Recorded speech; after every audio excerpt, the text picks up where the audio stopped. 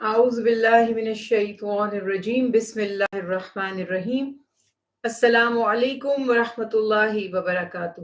الحمدللہ آج آغاز کریں گے دورہ قرآن پاک میں پارہ نمبر 19 سیکشن 19واں سپارہ ہے۔ 19ویں سپارے میں سورۃ الفرقان جو ہم الحمدللہ کل شروع کر چکے تھے، اس کی بقیہ آیات سورہ شعراء اور سورہ نمل انشاءاللہ اس کے احکامات جو 19ویں سپارے میں ہے وہ پڑھیں گے۔ 19ویں سپارے کا نام، جیسے نام سے مراد میری یہی ہوتی ہے کہ جو اس کے پہلے اگر انڈیویجولی آپ سپارے لیتے ہیں تو پہلے صفحے پر لکھا ہوا ہوتا ہے وَقَالَ الَّذِينَ، اور کہا ان لوگوں نے، جو ابتدا ہو رہی ہے آیات ہیں سورۃ الفرقان کی، اور پچھلی آیات جو ہم نے پڑھی تھی ان میں یہ بتایا گیا تھا کہ مشرکین اور کفار رسول اللہ صلی اللہ علیہ وسلم سے اعتراض کرنے کے لیے مختلف نشانیوں کا سوال کیا کرتے تھے، مختلف اعتراض کیا کرتے تھے۔ کبھی کہتے تھے، ان میں سے کوئی کہتا تھا کہ یہ قرآن ہے کیا، پچھلے لوگوں کی کہانیاں اور قصے ہیں معاذ اللہ۔ کوئی کہتا تھا کہ محمد صلی اللہ علیہ وسلم انہوں نے اس کو خود تخلیق کر لیا ہے۔ کوئی یہ کہتا تھا کہ ان کے اوپر شاید جادو کر دیا گیا ہے۔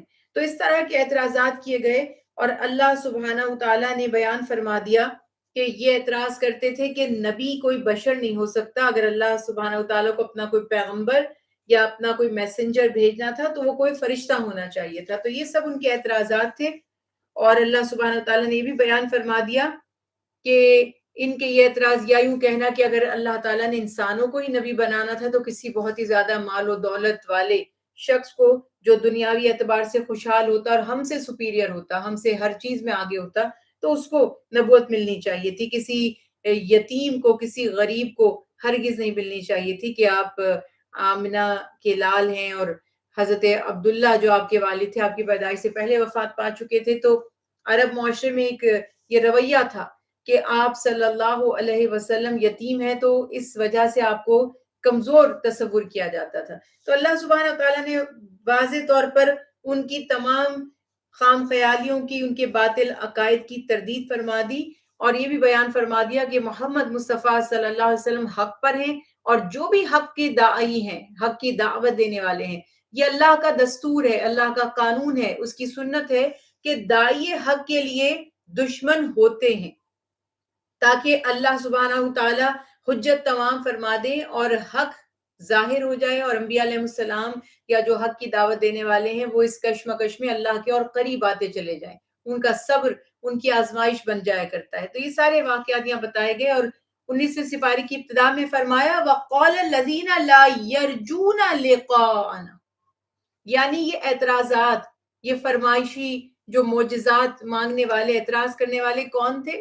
یہ وہ لوگ تھے جنہیں ہمارے سامنے پیش ہونے کا اندیشہ نہیں، یعنی انہیں یقین ہی نہیں تھا کہ موت کے بعد وہ اٹھائے جائیں گے، اور وہ یہ کہتے تھے کہ ہمارے اوپر فرشتے کیوں نہیں اتارے گئے، یا ہم اپنے رب کو دیکھ لیتے۔ یقیناً انہوں نے اپنے دل میں خود کو بہت بڑا سمجھا اور وہ حد سے گزر گئے اور سرکشی میں آگے بڑھتے چلے گئے۔ تو جس دن وہ فرشتوں کو دیکھیں گے تو یہ دن مجرموں کے لیے خوشخبری کا دن نہیں ہوگا۔ یعنی اللہ کی یہ شان نہیں کہ وہ ہر کسی کو نظر آ جائے، اللہ کی یہ شان نہیں کہ وہ ہر کسی سے کلام کر لے۔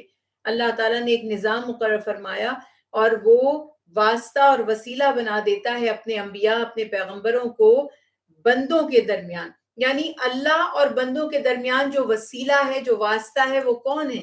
وہ انبیاء علیہم السلام ہے، اور ہر قوم کے پاس ہدایت کے لیے انبیاء تشریف لاتے رہے۔ تو اللہ تعالیٰ چاہتے تو وہ بجائے براہ راست سب سے ڈائریکٹلی ایڈریس کرنے کے، ان سے براہ راست مخاطب ہونے کے، وہ ہمیں بنا ہی ایسا دیتے کہ ہم میں سے کوئی شخص کبھی اللہ کے کسی حکم کا انکار کر ہی نہ پاتا۔ اور اس کی اگزامپل آلریڈی ہمارے سامنے فرشتوں کی صورت میں موجود ہے کہ جو ملائکہ کرام ہیں، اینجلز جو ہیں، وہ بالکل معصوم ہیں، وہ جو حکم دے دیا جاتا ہے کرتے ہیں، ان کے پاس نہ کوئی اختیار ہے۔ اختیار سے مراد اپنی مرضی سے کسی چیز کو چوز کرنے کا یا ریفیوز کرنے کا، اور نہ وہ کبھی نافرمانی کرتے، وہ کوئی سوال نہیں کرتے، بس جیسے اللہ سبحانہ و تعالیٰ کا حکم ہوتا ہے وہ وہ بجا لاتے ہیں۔ ہاں، انسان کے ذہن میں بہت سے وسوسے آتے ہیں، خیالات آتے ہیں، سوالات آتے ہیں۔ اگر وہ سوالات اپنی اصلاح کے لیے، علم کے لیے کرتا ہے تو وہ اس کی مزید ہدایت کا ذریعہ بنتے چلے جاتے ہیں۔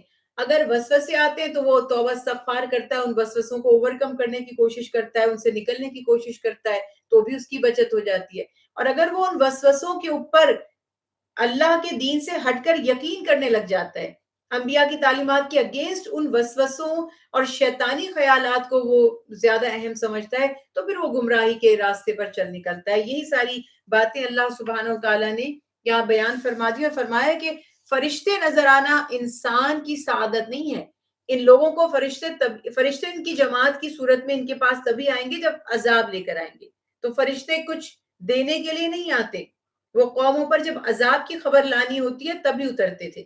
اور یہ مثال ہم نے قرآن پاک میں بے شمار مقامات پہ انبیاء کے پاس بشارتیں لے کر آ رہے ہیں، خوشخبریاں لے کر آ رہے ہیں۔ قوم لوط کے پاس جب عذاب لے کر آئے تو پہلے ابراہیم علیہ السلام کے پاس گئے، ابراہیم علیہ السلام کے مہمان بن کر، لوط علیہ السلام کے پاس بھی تشریف لے گئے ان کے مہمان بن کر۔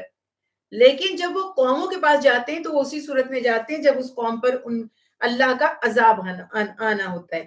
تو یہی بات یہاں بتا دی گئی اور اللہ سبحانہ وتعالی ارشاد فرماتے ہیں کہ جب فرشتے ان پر نازل کیے جائیں گے تو بہت جلد ہی عذاب کو دیکھ لیں گے۔ تو یہ بھی پتا چلا کہ جن کے دلوں میں ایمان ہے وہ حجت بازی نہیں کرتے۔ ہر کائنات کی چیز آلریڈی اللہ کے وجود کی دلیل دے رہی ہے، اور سب سے بڑھ کر جو بات کمال کی تھی، ان کے پاس انبیاء موجود تھے، انبیاء کے پاس معجزات تھے، تو کیسے یہ انکار کر سکتے تھے اللہ کا؟ اب ان کی ہٹ دھرمی اور سرکشی کا اندازہ لگائیے کہ معجزات دیکھ کر بھی کیسے ان کے دل سخت ہو جایا کرتے تھے۔ اللہ تعالیٰ ارشاد فرماتے ہیں کہ چونکہ ان کے اعمال، جو یہ کام کوئی کرتے بھی ہیں، ایمان سے خالی ہیں، اس لیے قیامت کے دن بھی انہیں ان کا کوئی عمل نفع نہیں دے گا۔ انما الاعمال بالنیات، حدیث رسول اللہ صلی اللہ علیہ وسلم ہے، اعمال نیتوں پر ہیں۔ مطلب کیا ہے اس بات کا؟ کہ اعمال کا دار و مدار نیت پر ہے۔ اگر میں نے کوئی عمل اللہ کی رضا کے لیے کیا ہے تبھی مجھے اللہ کی رضا اور خوشنودی حاصل ہوگی۔ اگر وہی عمل چاہے وہ عبادت ہی کیوں نہ ہو، میں نے دنیا کو دکھانے کے لیے کی، تعریف کروانے کے لیے کی، اپنی بڑائی جتانے کے لیے کی، تو مجھے اللہ کے اس کا کوئی صلہ نہیں ملے گا۔ ایون اگر جو 5 وقت ہم نماز بھی پڑھتے ہیں، لوگوں کو دکھانے کے لیے، نمازی کہلانے کے لیے نماز پڑھی، تو اللہ سے کوئی صلہ نہیں ملے گا۔ ہم صدقہ اور خیرات کرتے ہیں جس کی بے پناہ فضیلتیں بیان کی گئی، لیکن اگر وہی ہم نے دنیا کو دکھانے کے لیے، اپنی ویلتھ کا، اپنے رچ ہونے کا امپریشن بنانے کے لیے، ان کو بتانے کے لیے کہ ہم اتنے جنرس ہیں، ہم اتنے سخی ہیں، اگر یہ نیت ہم نے کر لی تو وہ ساری سخاوت، وہ صدقہ، وہ خیرات باطل ہو جائے گی۔ یعنی آپ جو چاہتے تھے وہ آپ کو ملے گا، مگر آپ دنیا چاہتے تھے تو دنیا مل جائے گی۔ کوئی شخص چاہتا ہے کہ لوگ میری تعریف کریں اس لیے میں نیکی کروں، وہ ہو جائے گا معاملہ اس کا۔ لیکن بات یہ ہے کہ جو اس نے چاہا اسے مل گیا، اس نے آخرت تو چاہی ہی نہیں، تو آخرت میں اس کو کیوں اجر ملے گا؟ تو اسی طرح سے اللہ سبحانہ وتعالیٰ نے یہاں مثال دی ہے ان کفار کی۔ اللہ تعالیٰ ارشاد فرماتے ہیں کہ وہ اس دن ان کے لیے کوئی خوشخبری نہیں ہوگی، اور وہ کہیں گے کہ پناہ پناہ، یعنی کہیں ہمیں جائے پناہ مل جائے، پناہ مل جائے، آج کوئی ہمیں عذاب سے بچا لے، اور ہم ان کے ہر عمل کی طرف بڑھیں گے جو انہوں نے کیا تھا، اور پھر ان کو اڑتی ہوئی خاک بنا دیں گے۔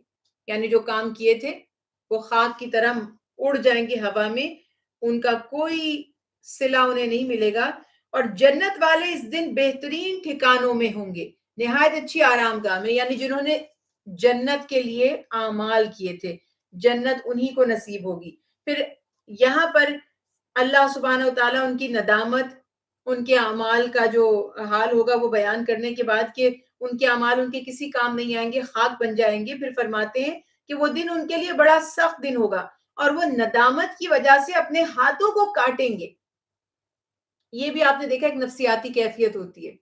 کچھ لوگ جن کے اندر کانفیڈنس نہیں ہوتا، یا کچھ لوگ اگر کوئی کرمنل ایکٹیویٹی کر لیتے ہیں تو وہ اپنے ناخن چبانے لگتے ہیں، اپنے ہاتھوں کو کاٹنے لگتے ہیں۔ ڈفرینٹ ریزنز اس کے ہو سکتے ہیں۔ ون آف دی ریزن یہ بھی ہے کہ احساس ندامت یا احساس جرم یا گلٹ کانشیس اگر ہے کوئی، یا پچھتاوا ہے. تو دنیا میں کچھ ایسی اگزامپلز ہمارے سامنے دیکھنے میں آتی ہیں. قیامت کے دن اللہ سبحانہ و تعالیٰ فرما رہے ہیں وہ لوگ اپنے ہاتھوں کو چبائیں گے حسرت سے، ندامت سے، پچھتاوے سے، افسوس سے، اور کہیں گے اے کاش ہم نے اس پیغمبر کا راستہ اختیار کر لیا ہوتا. اللہ اکبر. آج لے ان کی پناہ، آج مدد مانگ ان سے، پھر نہ مانیں گے قیامت میں اگر مان گیا. کہ جس نے دنیا میں اللہ کے حبیب پر ایمان قبول نہیں کیا، انہیں اللہ کا رسول نہیں جانا اور ان سے محبت نہیں رکھی، ان کی اطاعت نہیں کی، قیامت کے دن وہ کہے گا بچے تو وہی، نجات تو ان کو ملی جو اس نبی کے ساتھ تھے. آپ نے بھی پچھلے پورے سپارے 18 سپارے سے پڑھتے آ رہے ہیں نا کہ جب قوموں پر عذاب آتا تھا تو صرف وہ جو نبیوں کی معیت میں ہوتے تھے، یعنی accompanied by prophets. معیت means کہ نبیوں کے ساتھ، جو نبیوں کے ساتھ ہوتے تھے بس وہی عذاب سے بچتے تھے. یہ شان ہے انبیاء کی، یہ اللہ سبحانہ و تعالیٰ نے ان کو مقام مرتبہ دیا ہے. اور اللہ نے بندوں کے درمیان، اللہ سبحانہ و تعالیٰ نے اپنے اور بندوں کے درمیان ربط، رابطہ، واسطہ، وسیلہ، جو بھی ورڈ آپ یوز کر لیجئے، کنیکشن، وہ بنایا ہے سورس انبیاء علیہ السلام کو. انہی کے تو فعل نجات ملے گی، ان کو بائی پاس کرنے کی کسی کو اجازت نہیں ہوگی. جیسے دنیا میں ہم بڑے اسمارٹ ہیں نا، ہم چاہتے ہیں ڈائریکٹ پہنچ جائیں کسی کے پاس. ایسا ہوتا ہے کہ نہیں ہوتا؟ تو ہم بائی پاس کرنا چاہتے ہیں لوگوں کو. کسی نے مجھے کہا کہ میں آپ کو ملوا دوں گا، اب ہم چاہ رہے نہیں اس کے ملوانے سے پہلے ڈائریکٹ میرا کنیکشن ہو جائے، اس کا احسان میرے سر پہ نہ ہو. میں تو خیر آپ کو اندازہ یہ فیلڈ ایسی ہے کہ صبح سے شام یہ ساری چیزیں دیکھتی ہوں، کیا کیا کچھ ہوتا ہے. بازی چاہے اتفال ہے دنیا میرے آگے، ہوتا ہے شب و روز تماشا میرے آگے. تو یہ چیزیں جب ہم اپنی پریکٹیکلی لائف میں دیکھتے ہیں تو پھر ہمیں ان آیات سے کنیکٹ کرنے میں بہت آسانی ہو جاتی ہے کہ جو لوگ چالاک ہوتے ہیں، اور جو یہ پازیٹیو چالاکی نہیں میں آپ سے کہہ رہی، مکاری والی چالاکی، وہ کیا کرتے ہیں کہ وہ سوچتے ہیں کہ آپ کے تھرو کیوں جائیں، آپ کا احسان کیوں اٹھائیں. تو کل کو اگر وہ جس کے پاس جا رہے ہیں اس سے بہتر کوئی ملتا ہے تو اس کی طرف چلے جاتے ہیں، اس سے منہ پھیر لیتے ہیں. ایک کے کاندھے پر چڑھ کے اوپر، پھر اس دوسرے کے کاندھے پر چڑھ کے اس سے اوپر، پھر تیسرے. یہ باقی جنرلی انسان ظاہر ہے مختلف ریفرنسز سے کسی نہ کسی سے ملاقات کرتا ہے، لیکن جہاں پہ کوئی شخص بیچ میں واسطہ وسیلہ ہے، اس کو گریٹیٹیوڈ دینا اور کہنا کہ آپ کو اس میں حرج نہیں ہوتا، آپ واسطہ وسیلہ بن گئے، آپ نے معاونت کر دی. اور ہمیشہ اس شخص کو یاد رکھنا اور دعاؤں میں یاد رکھنا، یہ اچھے انسانوں کے اوصاف ہیں. انبیاء علیہ السلام کے بارے میں بھی ایسا ہی ہے کہ اگر کوئی انبیاء علیہ السلام کے ساتھ نہیں جڑتا، ان سے لنک نہیں ہوتا، وہ کہتا ہے میں اللہ کو ڈائریکٹ پوج لوں گا، میں ڈائریکٹ اللہ سے مانگ لوں گا، میں ڈائریکٹ اللہ کی عبادت کر دوں گا. تو اللہ نے یہ تھرو پراپر چینل ہمیں کام کرنے کا حکم دیا کہ تم انبیاء پر ایمان لاؤ، اور انبیاء جو میرے بارے میں تمہیں بتاتے ہیں اس پر یقین کرو، اور پھر میری عبادت کرو انبیاء کی اطاعت کرتے ہوئے. لا تقدموا بین اللہ و رسول، مت آگے بڑھو اللہ اور اس کے نبی سے. یہ جو حکم اللہ تعالیٰ کی طرف سے دیا جا رہا ہے. ایک شخص نے قربانی کر لی تھی، اللہ کے حبیب نے ابھی قربانی کی ہی نہیں تھی، تو آپ صلی اللہ علیہ وسلم نے فرمایا کہ یہ تمہاری قربانی ہوئی نہیں کیونکہ تم نے مجھ سے جلدی کی. تو بات یہاں پر یہ ہے کہ قیامت کے دن وہ یہ نہیں کہیں گے کہ ہم نے اللہ کو نہیں مانا، وہ کہیں گے ہائے کاش ہم نے پیغمبر کا راستہ اختیار کر لیا ہوتا. یہ تو ہمیں دعویٰ، کیونکہ اللہ تو نہیں براہ راست ان کی آنکھوں کے سامنے آئے تھے نا، نبیوں نے اللہ کا تعارف پیش کیا تھا، نبیوں کی انہوں نے تکذیب کی تھی، انہوں نے ڈائریکٹ اللہ کی تکذیب تھوڑی کی تھی. اور نبیوں کی تکذیب انڈائریکٹلی اللہ کی تکذیب تھی، یعنی نبیوں کا انکار کرنا اللہ کا انکار تھا. تو اسی لیے یہاں پر یہ بات واضح کر دی گئی. اور ایک اور بڑی اہم بات کہ اس میں آیت مبارکہ سورہ فرقان کی 30th جو ہے بڑی اہم ہے، بہت ہی غور طلب ہے. اللہ سبحانہ و تعالیٰ فرما رہے ہیں کہ روز قیامت، اس دن اللہ کے رسول صلی اللہ علیہ وسلم اللہ کے حضور اپنی امت کی شکایت کریں گے. ہمیں یہ تو یاد ہے کہ شفاعت کریں گے، مگر یہ نہیں پتا کہ شکایت بھی ہوگی. اس پہ ذرا توجہ ہم نے کرنی ہے. کیا شکایت ہوگی؟ اے میرے رب میری قوم نے اس قرآن کو چھوڑ رکھا تھا. اللہ اکبر. اب آپ ذرا اندازہ لگائیے کہ میری قوم, اللہ سبحانہ وتعالیٰ کے حبیب فرما رہے وقال الرسول یا ربی ان قوم اتخذوا هذا القرآن مہجورا, کہ میری جو قوم تھی, جو میری امت تھی, جن کے پاس میں دعوت حق لے کر گیا تھا, قرآن کا معجزہ لے کر گیا تھا, انہوں نے اس کو چھوڑ رکھا تھا. اب اسے چھوڑنے کے بارے میں جو مختلف تشریحات ہیں, ویسے یہ جو مہجورہ ہے نا, یہ وہ والا چھوڑنا ہے جو کسی چیز کو پکڑنا اور پسے پش ڈال دینا, اس کو چھوڑنا, یعنی ایسا پکڑنا کہ چھوڑ دینا, پرواہ نہ کرنا. ابن قیم رحمت اللہ علیہ فرماتے ہیں کہ چھوڑنے کی کئی صورتیں ہیں. پہلی تو یہی ہے کہ قرآن پر ایمان ہی نہ لائے, سرے سے اس کا منکر ہو جائے, انکار کر دے. دوسری یہ ہے کہ پڑھتا بھی ہو اور دل میں اس کے ایمان بھی ہو مگر قرآن پر عمل نہ کرے, تو یہ بھی چھوڑنے والی بات ہو جائے گی. تیسری صورت یہ ہے کہ پڑھے بھی اور اس پر ایمان بھی رکھتا ہو, عام طور پر عمل کرتا ہو, لیکن جہاں اپنے ڈسپیوٹ ہوتے ہیں, تنازعات ہوتے ہیں یا کوئی معاملات ہوتے ہیں, تو اس میں اس سے فیصلہ نہ لے, اس کو حکم نہ بنائے, یعنی قرآنک رولنگ کو فالو نہ کرے. اور چوتھا یہ ہے کہ اس میں غور و فکر نہ کرے. ہم سب پڑھتے ہیں, ہم تلاوت کرتے ہیں, اور انفارچونیٹلی میں تو بہت سالوں سے کہہ کر بہت ہر دفعہ ہی کہتے ہیں کہ تلاوت قرآن کا جو امیج, جو کانسیپٹ ہم لوگوں کے جو عربی نہیں ہیں ان کے دل و دماغ میں ہے, وہ صحیح نہیں ہے. آپ یہ کیوں سمجھتے ہیں کہ قرآن کی تلاوت عربی میں بغیر سمجھے پڑھنے کا ثواب ہے؟ قرآن پڑھنے کا حکم رولز اینڈ ریگولیشنز کو ریوائز کرنے کے لیے, اس کو دل میں اتارنے کے لیے, اس پر عمل کرنے کے لیے تھا. یہ کیسے ہم نے جان لیا کہ جب زبان ہمیں سمجھ ہی نہیں آ رہی, ہم پڑھتے جائیں گے تو ہمیں ثواب ملتا جائے گا, اور ہمارا پورا کا پورا فوکس ثواب کمانے پر ہے. کتنے پارے پڑھ لیے تم نے؟ میں نے 30 پڑھ لیے. آپ نے کتنے؟ میں نے 2 قرآن پڑھ لیے. اس نے کتنے پڑھے؟ اس نے 5 قرآن پاک پڑھ لیے. یہ کمپٹیشن ہمارے یہاں ہو رہا ہے, یہ ایک ٹرینڈ ہمارے یہاں بن چکا ہے. جبکہ حقیقت یہ ہے کہ تلاوت قرآن پاک کی فضیلت, اس کی برکتیں, اس کا اجر و ثواب محض اسی لیے تھا کہ ہم اس پر جتنی دفعہ پڑھیں گے غور کریں گے, ہمیں ریویژن, ہم احکامات کا ہمارے دل و دماغ میں وہ ریپیٹ ہوتے جائیں گے احکامات. لیکن ہم نے اس کو ٹوٹلی ایک الگ فیز میں ڈال دیا ہے. پڑھتے جاؤ, ثواب ملے گا. کتنے سالوں سے ہم پڑھ رہے ہیں, اور ہمارے کتنے مسلم بہن بھائی ہیں کہ جو لاکھوں دفعہ اب تک سپارے پڑھ چکے ہوں گے مگر انہیں ایک آیت کا بھی ترجمہ نہیں پتا. اب میں کہوں کہ نہیں بھئی ایسے مت کہیں, ثواب تو اللہ نے دینا ہے, میں نے تھوڑی دینا ہے. معاذ اللہ, وہ جیسے چاہے دے دے, لیکن جو حکم ہمیں قرآن سے نظر آ رہا ہے وہ یہ ہے کہ اس پہ غور و فکر کرو. یہ امت جو قرآن سب سے زیادہ پڑھنے والی ہوگی, اس کی شکایت کر رہے ہیں کہ میری قوم نے قرآن چھوڑ رکھا تھا. تو قرآن کے چھوڑنے کا میں اگر اپنے لیے دیکھوں اور ہم آپ اپنے لیے دیکھیں تو ہم تو چھوڑتے نہیں قرآن, ہم تو ماشاءاللہ صبح شام پڑھتے ہیں. ہم لوگ تو وہ نہیں ہیں کہ جو قرآن کو فراموش کر دیں. ایمان بھی ہے, تلاوت بھی کرتے ہیں, صبح کا آغاز ہی تلاوت قرآن پاک سے ہوتا ہے, سوتے سوتے بھی قرآن پڑھ کے سوتے ہیں. اگر ہم اس کے مخاطب ہیں تو ہمارا عمل اور اس پر غور و فکر, یہ ہماری جو ہے بات قابل غور ہے.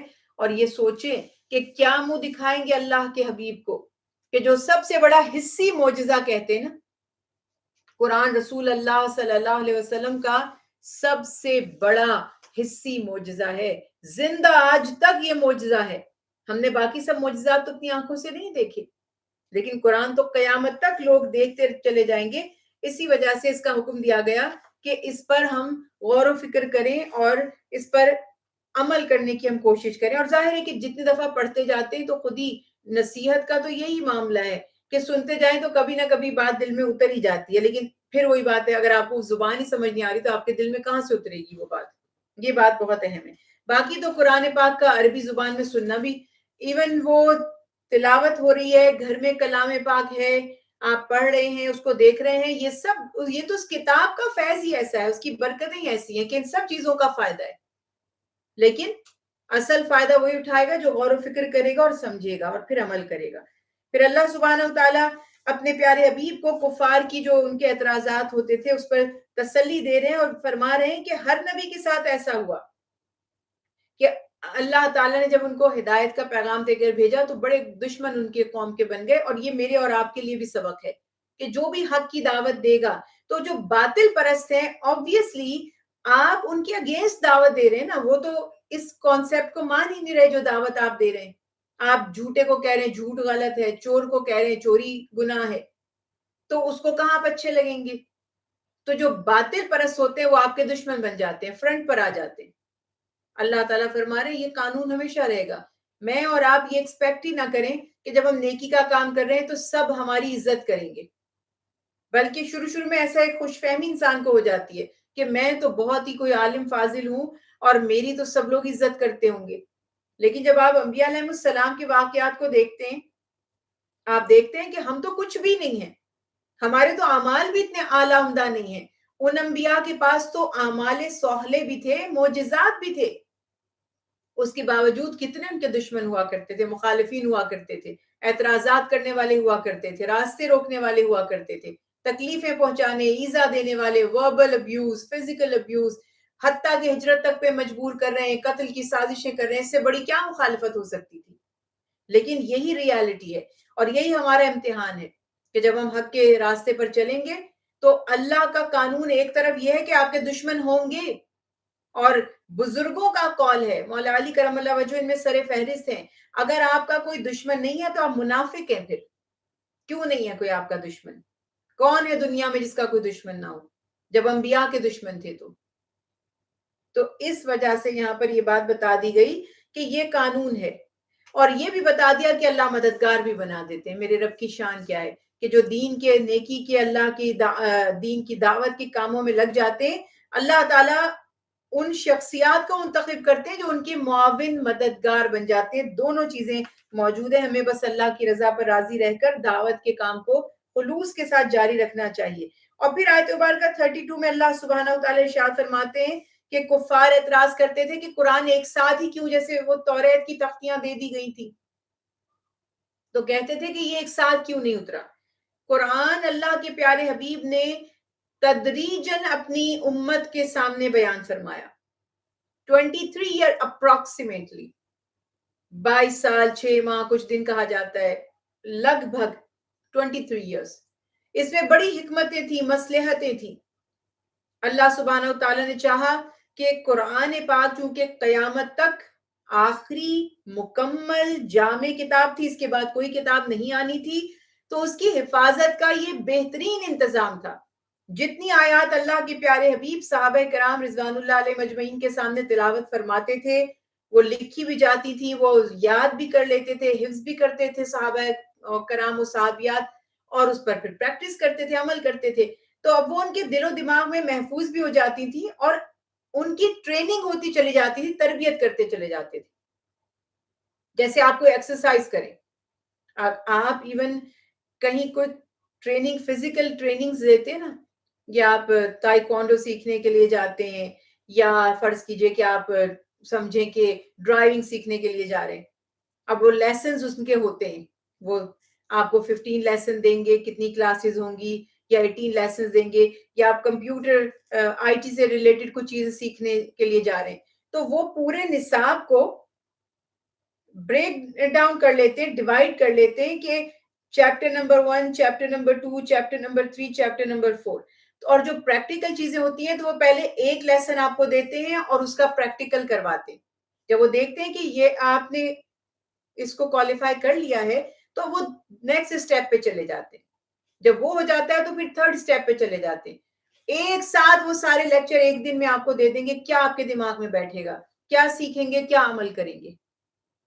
دنیا میں بھی تو دیکھیے کہ گریجولی جو چیزیں ہو رہی ہیں وہ آپ سیکھ رہے ہیں, سمجھ رہے ہیں. تو اللہ سبحانہ و تعالیٰ نے اس کی حکمتیں تھیں کہ قرآن کو گریجولی نازل کیا. تو وہ اعتراض کرتے ہیں کہ توریت اور انجیل کی طرح قرآن ایک ساتھ نازل کیوں نہیں ہو گیا.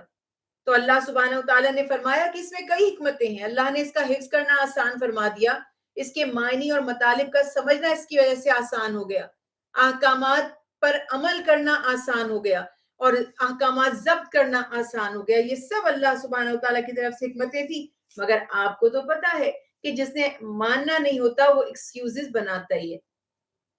وہ میں نے آپ کو ایک لطیفہ سنایا تھا نا کہ وہ ایک آدمی ہمیشہ اپنی بیوی کے ہر کام پر اعتراض کرتا تھا, ہر کام پر اعتراض کرتا تھا. اب اس نے 2 انڈے لیے تو اس نے اس کو بنا دیے, فرائی کر دیے, تو وہ غصہ کرنے لگا کہ تم نے فرائی کیوں کیے, مجھے تو بوائلڈ کھانا تھا.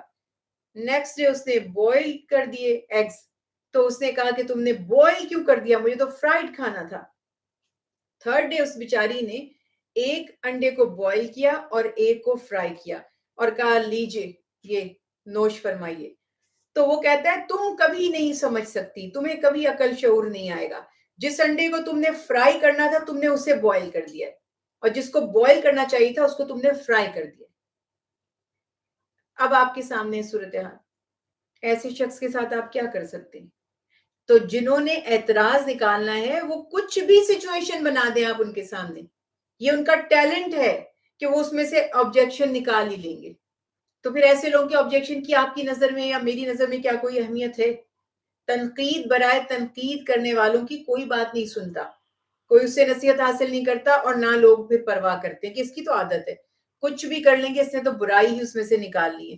تو اسی وجہ سے اب انہیں اور کوئی بات سمجھ نہیں آئی تو یہ اعتراض شروع کر دیا کہ ایک ساتھ تمہیں کیا تکلیف ہے, تمہیں احکامات دیے جا رہے ہیں, ماننا ہے مانو, نہیں ماننا تو نہ مانو, ایک ساتھ تمہیں مل جاتے تو کیا کر لیتے جب تم اتنے گریجولی نازل ہونے والے احکامات پر عمل نہیں کر رہے. تو یہ ان کی بس اعتراض کی باتیں تھیں.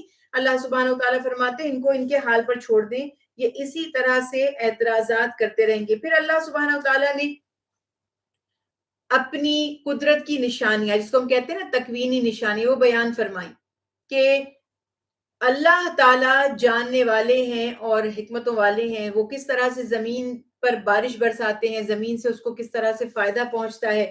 آسمانوں میں اللہ نے برج بنائے, سورج چاند کی روشنی, اور یہ جو نظام ہے رات اور دن کا, اور یہ جو 24 آورز کا جو ہمارا دن ہوتا ہے, سورج کا اپنے وقت پر طلوع ہونا اور پھر وقت پر غروب ہو جانا, یہ سارا خوبصورت نظام اللہ کی قدرت کی دلیل ہے. اور جو ماہرین فلکیات ہیں, دیکھیے ہر شخص ایکسپرٹ ہے نا اپنی فیلڈ کا, تو وہ بہت اچھی طرح قرآن کو آپ کو سمجھا سکتا ہے کہ انہوں نے بتایا کہ جو 12 برج ہیں ہمارے, ان کے بارے میں وہ سب اللہ سبحانہ و تعالیٰ نے تخلیق کیا. قرآن میں ان کا تذکرہ بھی کیا کہ مختلف چیزوں کے نام پھر بتائے گئے کہ ستارے جو ہیں, گیلیکسیز ہیں, کس طرح کی اللہ تعالیٰ کی قدرتیں ہیں زمین اور آسمان میں, اگر کوئی ان پر غور کرنا چاہے تو.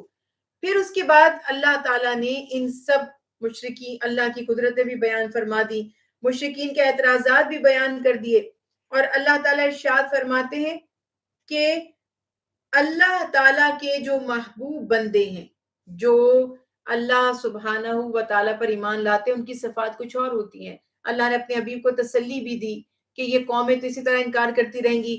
پھر ان کے اعتراضات کے بعد دوبارہ سے رسول اللہ صلی اللہ علیہ وسلم کی دلجوئی کے لیے, آپ کی ڈھارس بندھانے کے لیے پچھلے انبیاء علیہ السلام کا, حضرت موسیٰ علیہ السلام, حضرت ہارون علیہ السلام, حضرت نوح علیہ السلام, حضرت ہود, حضرت صالح علیہ السلام کی قوموں کا ذکر دوبارہ سے سورہ میں کیا گیا.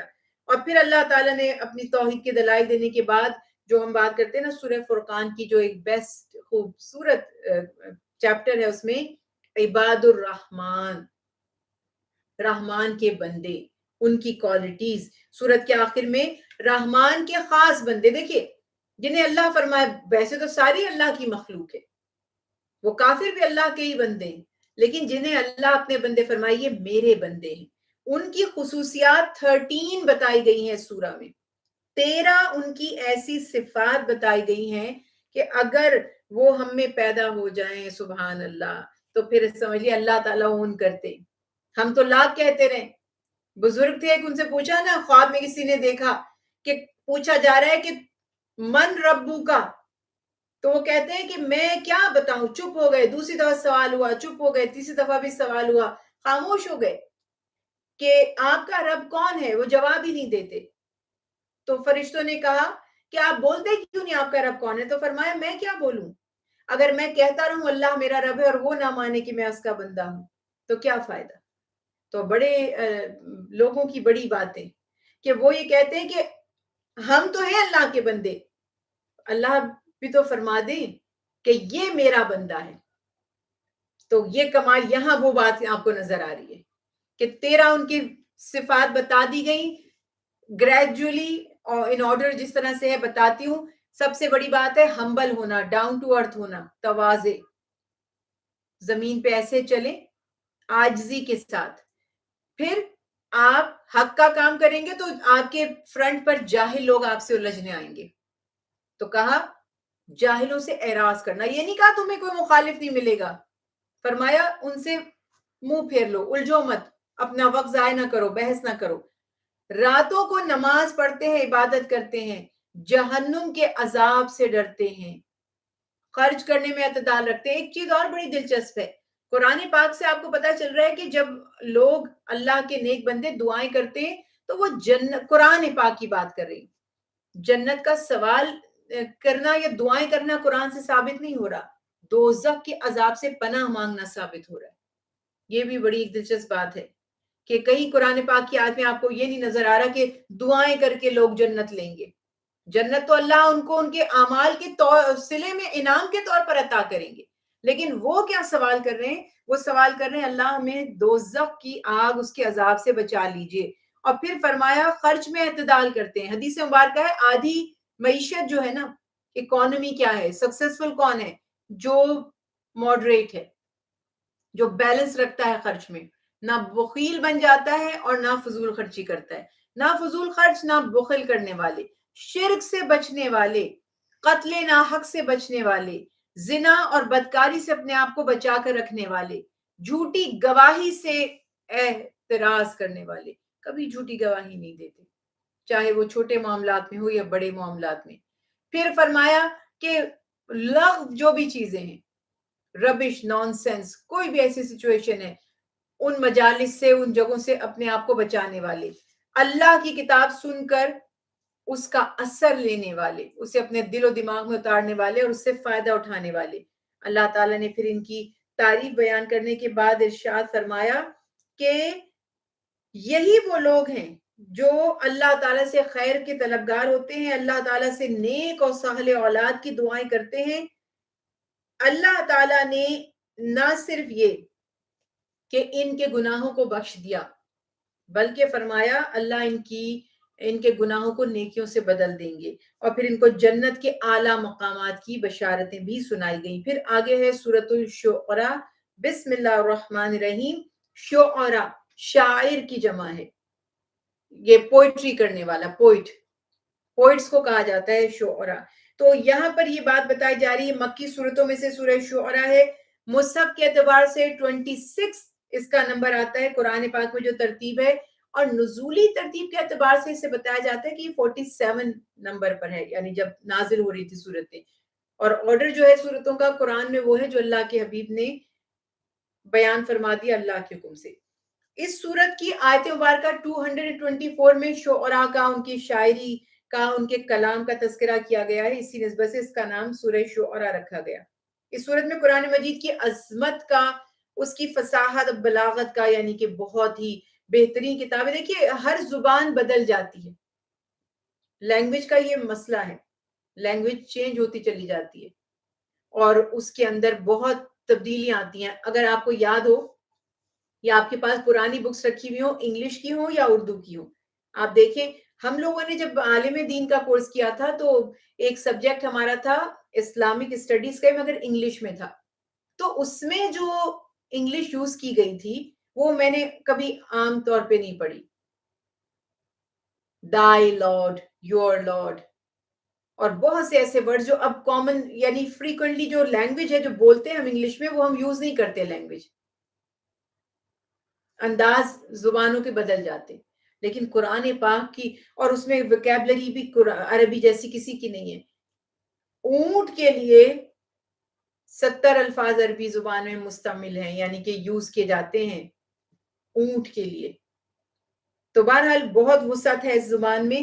تو اللہ سبحانہ وتعالیٰ نے اس کلام کا تذکرہ فرمایا، اس کی تعریف بھی فرمائی، اور حروف مقطعات تو سین میم کے ساتھ اس کی ابتدا ہو رہی ہے. اور اللہ سبحانہ و تعالیٰ نے پھر اس کے بعد اپنے بندوں پر اپنا جو احسان ہے قرآن پاک کی صورت میں اس کا تذکرہ فرمایا. اب اللہ نے تو بہت بڑی نعمت عطا کر دی، احسان عظیم کر دیا، قرآن پاک دے دیا اور صاحب قرآن عطا فرما دیے.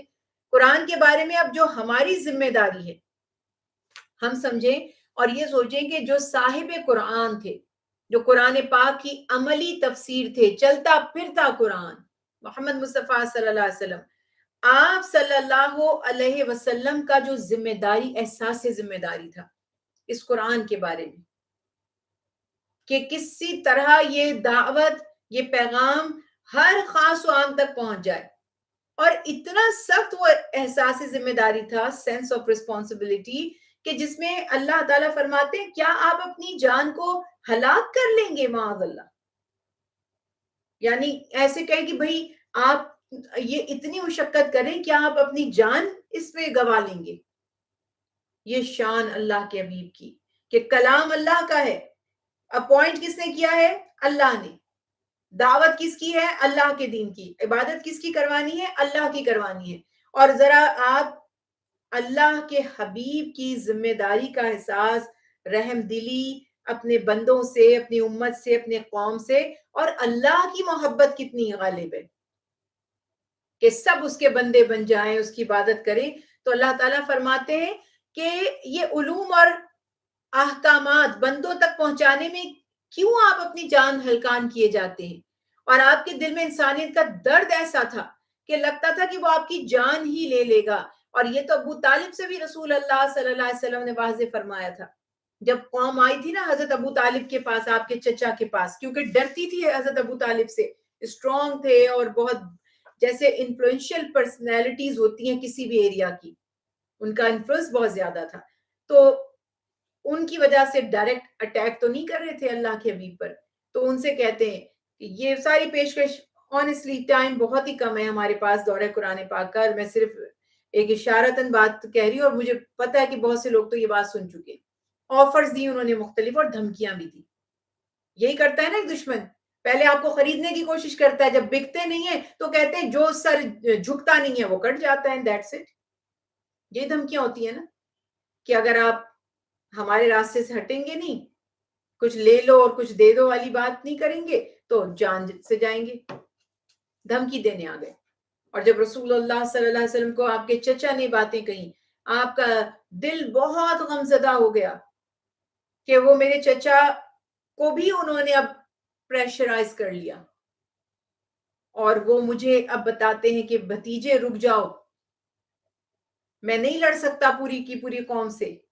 تو اللہ کے حبیب نے فرمایا اگر یہ میرے دائیں ہاتھ پر سورج اور بائیں ہاتھ پر چاند بھی لا کر رکھتے ہیں، یعنی اگر ان کا اختیار ہے، ان کے پاس اتنی پاور آ جائے، اتنی اتھارٹی ہو کہ یہ سورج کو بھی نوچ لیں اور چاند کو بھی نیچے اتار لیں، تو یہاں اور یہاں پہ بھی رکھ دیں، میں اس کام کو نہیں چھوڑوں گا. یا اللہ اس کام کو پورا کریں گے یا میری جان اس کام میں اللہ کے سپرد ہو جائے گی. یہ عالم تھا، اور یہی آپ کو نظر بھی آ رہا ہے قرآن پاک سے. تو اللہ سبحانہ و تعالی ارشاد فرماتے ہیں کہ آپ اس دعوت پر، یعنی ان کے ایمان نہ لانے کی وجہ سے رنجیدہ مت ہو. ہاں اگر ہماری مرضی ہوتی تو یہ سب کے سب ایمان لے آتے. یہی تو اللہ کا امتحان ہے. اللہ چاہتا تو کافروں کی مجال ہوتی. کفر کا کانسیپٹ ان کے مائنڈ میں کہاں تھا؟ چلیے اس سے بھی پیچھے چلے جاتے، جو ہم بچپن میں بہت سوچتے تھے کہ اگر اللہ تعالیٰ شیطان کو مہلت نہ دیتے اور جس دن اس نے سجدے سے انکار کیا تھا تو جہنم میں اس کو بھی قید کر دیا جاتا تو آج تو کوئی مسئلہ ہی نہیں تھا. لیکن پھر بات کیا ہے کہ پھر ہمیں پیدا کرنے کی ضرورت کیا تھی؟ ہم تو فرشتوں جیسے معصوم ہو جاتے. تو جب آلریڈی ایک معصوم تخلیق تھی تو ایک اور ایسی چیز بنانے کی کیا ضرورت تھی؟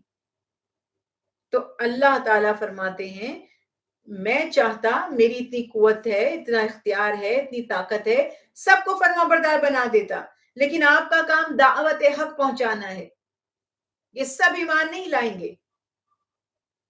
جسے نصیب ہوگا، جسے توفیق ہوگی، وہی ایمان لائے گا. اس کے بعد اگلی آیت مبارکہ میں، آیت مبارکہ 7 میں اللہ تعالیٰ نے اپنی قدرت کا تذکرہ کیا، زمین سے جو مختلف چیزیں بیان کی گئیں. اچھا اللہ تعالیٰ وہاں پر ان انبیاء علیہ السلام کے قصے بھی بیان فرما رہے ہیں، اور ان قصوں کے درمیان ہی موسیٰ علیہ السلام کا بھی قصہ بیان کیا گیا، اور فرعون کی اور آپ کی جو ڈائلاگز جو ان کے درمیان ہوئے تھے اس کا بھی تذکرہ کیا گیا۔ پھر فرعون نے جو سب سے پہلے اپنے احسانات ذکر کیے کہ میں نے تم پر کیا احسان کیا تھا، تمہیں پالا تھا، تمہاری جو ہے وہ تربیت کی تھی، ان کا بھی ذکر کیا جا رہا ہے۔ تو حضرت موسیٰ علیہ السلام نے فرمایا کہ احسان تم کیسے جتا سکتے ہو جبکہ تم میری قوم کو غلام بنا کر بیٹھے ہو۔ یہ سارے معاملات بیچ میں بیان کیے گئے، اور اللہ سبحانہ تعالیٰ کی قدرتوں کا بھی ساتھ ساتھ بیان کیا جا رہا ہے۔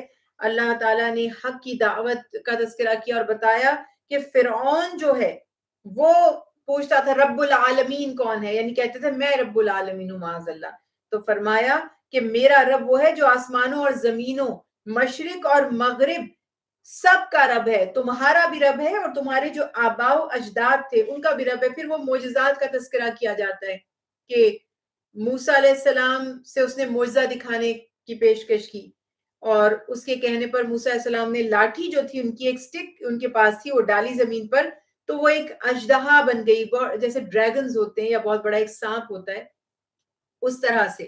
تو پھر ہاتھ نکالا تو اس سورج کی طرح چمکنے لگا۔ اس پر اس نے کیا کیا تھا، کہا تھا یہ تو جادو ہے، اور کہا کہ نہیں میں اس طرح قائل نہیں ہوا ہوں، میں آپ کا مقابلہ کرواؤں گا جادوگروں سے، اور مجھے یقین ہے کہ میرے جادوگر آپ کو شکست دے دیں گے معاذ اللہ۔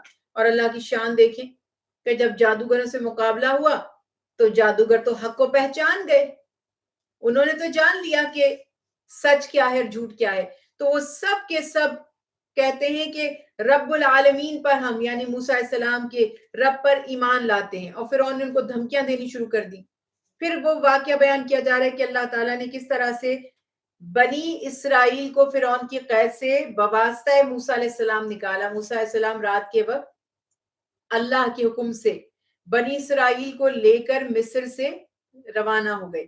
راستے میں جب فرعون اور اس کا لشکر تعاقب کرتے ہوئے فالو کرتے ہوئے پیچھے پہنچ گئے تو اللہ تعالیٰ نے دریا کو حکم دیا اور دریا میں ایک راستہ بنا دیا گیا۔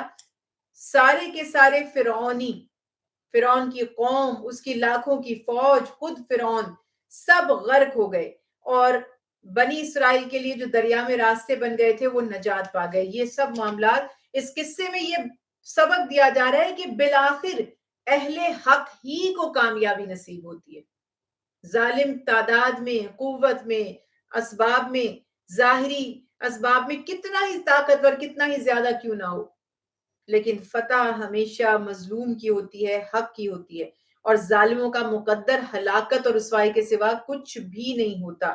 پھر اگلی آیات میں حضرت ابراہیم علیہ السلام کا بھی تذکرہ 69 آیت مبارکہ سے 68 تک یہ موسیٰ علیہ السلام کا بیان ہو رہا تھا، 69 سے پھر ابراہیم علیہ السلام کا تذکرہ کیا گیا کہ وہ اپنی قوم کو بتوں کی بے بسی کی طرف متوجہ کرواتے تھے، اور جن کے جو والد عرفی والد تھے یا چچا تھے آزر، اور ان کی قوم بتوں کی عبادت کرتی تھی، انہوں نے بڑی حکمتوں کے ساتھ ان کو سمجھانے کی کوشش کی اور اللہ کی صفات بھی بیان فرمائی۔ 5 صفات اللہ کی ان کے سامنے پیش فرمائی کہ میرا خالق ہے وہ اور ہادی ہے، پھر فرمایا وہ رازق ہے، یعنی مجھے راہ وہی دکھاتا ہے، مجھے رزق وہی دیتا ہے، اور اگر میں بیمار ہو جاتا ہوں تو مجھے شفا وہی عطا کرتا ہے، وہی صحت عطا فرماتا ہے، وہی موت دے گا اور پھر موت کے بعد زندہ بھی فرمائے گا، اور 5واں بس بتایا کہ وہی دنیا اور آخرت میں گناہوں کو معاف فرمانے والا ہے۔ سبحان اللہ، کیا پیاری صفات ہیں کہ فرماتے ہیں کہ مجھے یقین ہے کہ قیامت کے دن میری خطاؤں کو معاف فرما دے گا۔ اللہ اللہ،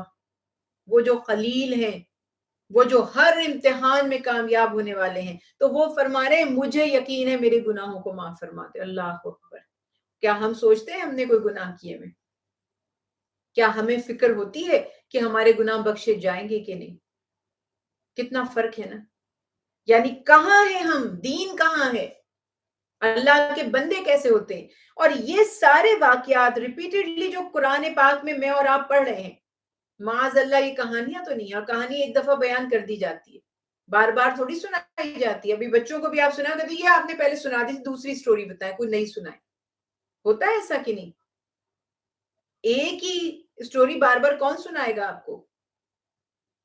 قرآن پاک کوئی کہانیوں کی کتاب نہیں ہے، یہ نصیحت ہے۔ نصیحت کے لیے بار بار آپ کو ایگزامپل دینی پڑ، دیکھو یہ بات یوں ہوئی تھی، دیکھو تمہیں یاد نہیں ہے فلاں قوم نے یہ کیا تھا تو ان کا انجام یہ ہوا تھا، دیکھو فلاں قوم نے یہ سوال کیا تھا تو یہ جواب انہیں ملا تھا. تو یہ ریمائنڈرز ہوتے ہیں اصلاح کے لیے، نصیحت کے لیے. تو یہاں اتنی پیاری بات بیان فرما دی کہ حضرت ابراہیم علیہ السلام 5 صفات خاص طور پہ اللہ کی بیان کر رہے ہیں، ان کو لاجک سے، دلیل سے، جو ہمیں حکم بھی ہے کہ پہلے آپ نصیحت سے قائل کریں، ڈنڈا نہ سر پہ مار دیں کسی کے کہ اللہ کے دین کی طرف آ جاؤ، اور نہ کسی کو کفر کے فتوے دے دیں فوراً، نہ کسی سے نفرت کریں. یہ انبیاء علیہ السلام کی سنتیں نہیں ہیں، اور ہم جو تبلیغ کرتے ہیں تو ہم اللہ کی رضا کے لیے اور انبیاء کی سنت کے مطابق کرتے ہیں. تو اگر ہم اس پیٹرن کو فالو نہیں کرتے تو پھر ہم مبلغ کہلانے کے لائق نہیں ہیں.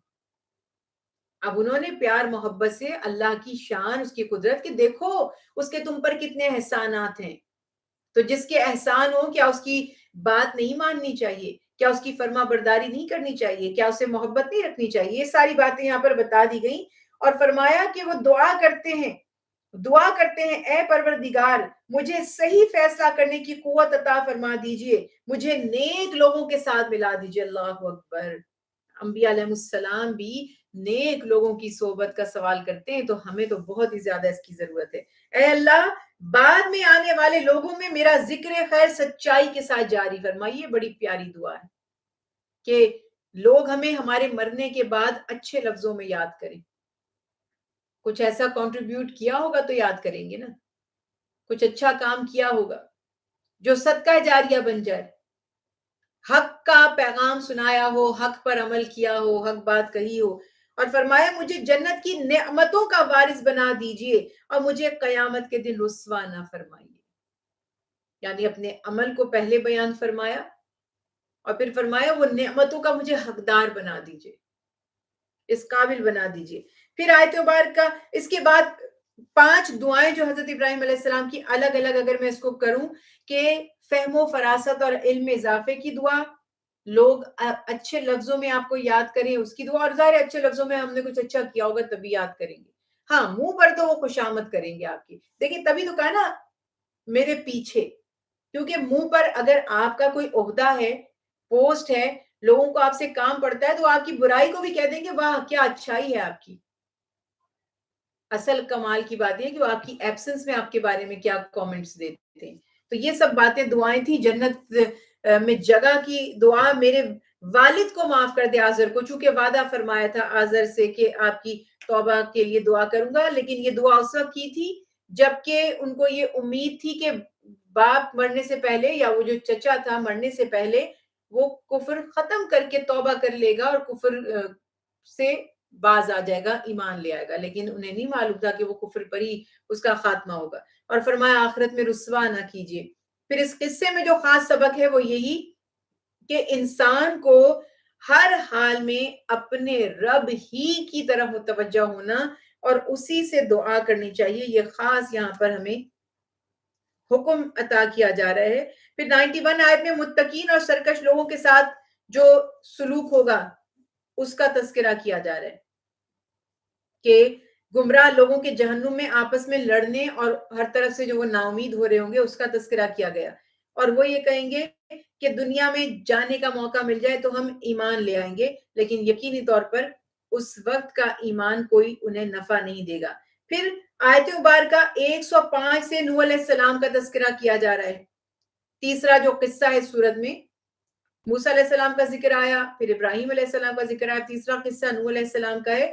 انہوں نے 950 سال، اللہ اکبر، 950 years انہوں نے تبلیغ فرمائی. ان کی عمر 1000 years بتائی جاتی ہے، 1000 سال کی ایج تھی جس میں سے 950 سال تبلیغ فرمائی.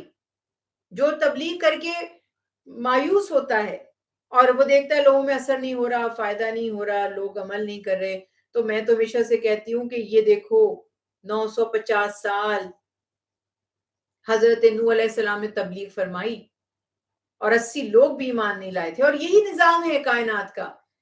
کم ہی ہے جو حق کو پہچانتے ہیں. آپ اور میں یہ ایکسپیکٹ ہی نہ کریں کہ میجورٹی حق کے ساتھ ہوگی، ہمیشہ مائنورٹی ہوگی. لیکن वही तो चुनिंदा बंदे होते हैं, वो स्पेशल होते हैं, खास होते हैं। कमाल यही तो है कि जो मुखलिस अल्लाह के फरमा बरदार बंदे हैं, ईमान लाने वाले। तो ये पूरी बात यहाँ पर वाज़े फरमा दी गई कि नूह अलैहिस्सलाम ने भी, वो भी रसूल अमीन थे, अपनी कौम को ईमान लाने की दावत दी, लेकिन उन्होंने हजरत सोलह अलैहिस्सलाम की तालीमात को ठुकरा दिया, तो अल्लाह ने उन सबको गर्क कर दिया। इस किस्से से सबक क्या मिला? हिदायत उसी को नसीब होती है जिसे अल्लाह चाहता है। लेकिन मुझे इसको और वाजे करने दीजिए, क्योंकि हो सकता है बहुत सी बहनों भाइयों के ज़हन में ख्याल है, अच्छा भाई अब अल्लाह ही नहीं चाहता था तो इस बेचारे का क्या कसूर है? तो अल्लाह उसी को हिदायत अता फरमाते हैं जो खुद हिदायत का ख्वाहिशमंद हो, तलबगार हो। जबरदस्ती किसी पे मुसल्लत नहीं की जाती। तो ये बात यहाँ पर है, और अल्लाह के इल्म में है कि कौन इसका तलबगार है। ये पूरे वाकयात यहाँ पर हजरत सोहले अलैहिस्सलाम के भी बयान कर दिए गए कि किस तरह अल्लाह ताला ने उन्हें नेमतें उनकी कौम को अता की, नाकतुल्लाह जो ऊँटनी थी वो अता की, मगर जब उन्होंने सरकशी और नाफरमानी की तो सॉरी यहाँ पर नूह अलैहिस्सलाम की बात कर रही थी, मैं थोड़े स्किप कर दिया। तो अल्लाह सुब्हानहू तआला ने उस कौम को भी गर्क कर दिया और वो कश्ती में सिर्फ वही लोग बचे जो ईमान लाए थे। फिर इसके बाद हजरत हूद अलैहिस्सलाम की कौम का तस्करा किया गया। हजरत हूद अलैहिस्सलाम की कौम के पास खास जो कुव्वत थी वो थी फिजिकल पावर, और उनके कहते हैं कि कद भी बहुत बड़े कद आवर, यानी कि स्ट्रॉन्ग मजबूत जिस्मों के मालिक, और उनके पास जाहिरी जो असबाब होते हैं, एक शख्स को जो खुशहाली जिस चीज को आप कहते हैं कि वेल ऑफ थे, ताकतवर थे, सेहतमंद थे, हर चीज अल्लाह सुब्हानहू तआला ने हजरत हूद जो हजरत हूद अलैहिस्सलाम की कौम थी, कौम आद, उनको अता की। और वो सरकशी करने लगे तो उनको मिसाल भी दी कि देखो तुमसे पिछली कौम अभी गुजरी है, नूह अलैहिस्सलाम की कौम, उससे सबक सीखो। मगर वही बात है, उन्होंने पता है क्या कहा? वो तो सैलाब में बह गए, क्योंकि वो तो बड़ी क्या नशेबी इलाकों में और वो नीची जगहों पे रहते थे, हम पहाड़ों पे रहते हैं, पहाड़ी लोग हैं, हमारे ऊंचे ऊंचे घर पहाड़ों के ऊपर है, हमें क्या सैलाब बिगाड़ सकता है हमारा?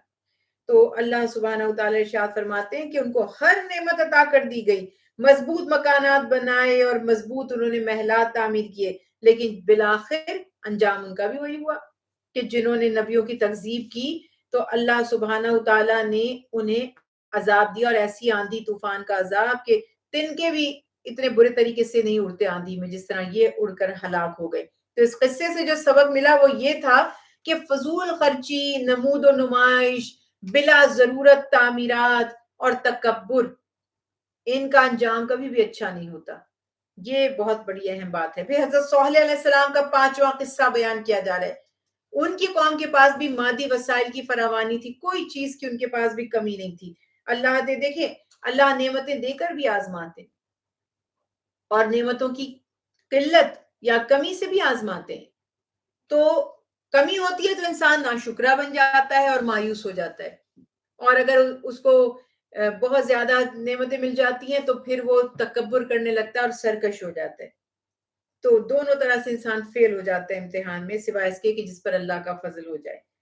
तो इसके बाद उनका भी तस्करा किया गया कि अल्लाह ताला ने कौमे समूद को, जो सालेह अलैहिस्सलाम की कौम थी, मीठे पानी के चश्मे अता किए, बागात अता किए, जरखे जमीन दिए, भी पहाड़ों पर महलात तामीर करते थे। लेकिन जब उन्होंने एक ऊंटनी का सवाल, मोजे का सवाल किया था, नाकतुल्लाह जिसको कहा गया, ऊंटनी दी गई, तो इन्होंने नाफरमानी की अल्लाह की, उसकी बेहुरमती की, उसको कत्ल कर डाला। तो फिर अल्लाह ताला का अजाब आया और ये कौम भी हलाक हो गई। फिर इसके बाद इस सूरत में हजरत लूत अलैहिस्सलाम की कौम का तस्करा किया जा रहा है। सिक्स्थ जो स्टोरी है ना, छठा किस्सा वाकया, कौम लूत का तस्करा किया जा रहा है कि जिनकी कौम फिस्को फुजूर में और बदकारी में इतनी आगे बढ़ गई कि उन्होंने वो बदकारियां की जो उससे पहले कोई कॉन्सेप्ट भी नहीं था, कि जो आज भी हमारे यहाँ अब बड़ा इसका वावेला किया जा रहा है, प्रोपेगेंडा किया जा रहा है, पब्लिसिटी की जा रही है, होमोसेक्सुअलिटी, कि वो मर्द मर्दों के साथ जिनसी ताल्लुकात बनाते थे। और अल्लाह ताला फरमा रहे हैं कि यानी हैवान भी जिस अमल से नफरत करते हैं, वो बुराइयां इनकी थी। तो जब उनको समझाया गया, रोका गया, तो बाज नहीं आया। और उसमें हजरत लूत अलैहिस्सलाम की बीवी का भी जिक्र है, वो उनकी हम ख्याल थी। तो गुनाह पर राजी रहना गुनाह करने के ही बराबर है। غلط نظریے کو سپورٹ کرنا غلط نظریے پر عمل کرنے ہی جیسا برا ہے. گناہ کو گناہ نہ سمجھنا گناہ کرنے کے ہی برابر ہے. تو وہ قوم کے ساتھ ہلاک ہوئی تھی حضرت لوط علیہ السلام کی بیوی.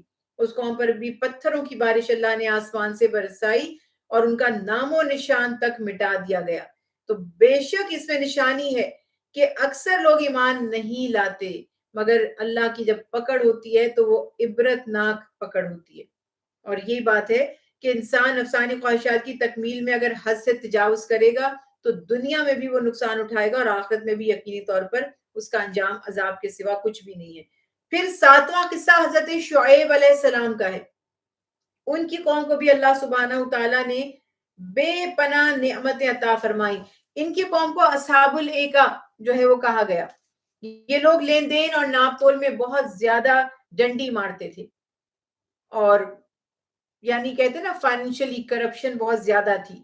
اور سرکشی کا عالم یہ تھا کہ جب انہیں سمجھایا جائے تو کہتے تھے اچھا اگر یہ نبی سچے ہیں تو آسمان پھٹ کیوں نہیں جاتا، ہم پر عذاب کیوں نہیں آ جاتا. اس قسم کی بھی وہ بڑھ چڑھ کر باتیں کیا کرتے تھے. تو وہی بات ہے، اللہ تعالیٰ فرماتے ہیں ہم نے اس قوم کو بڑی نعمتیں عطا کی، گھنے جنگلات عطا کیے، بے پناہ پھلوں سے بھرے ہوئے باغات عطا کیے، میٹھے پانی کے چشمے دیے، لیکن انہوں نے اللہ کی نافرمانی کی اور حقوق العباد میں بھی ڈنڈی ماری. تو اللہ تعالیٰ نے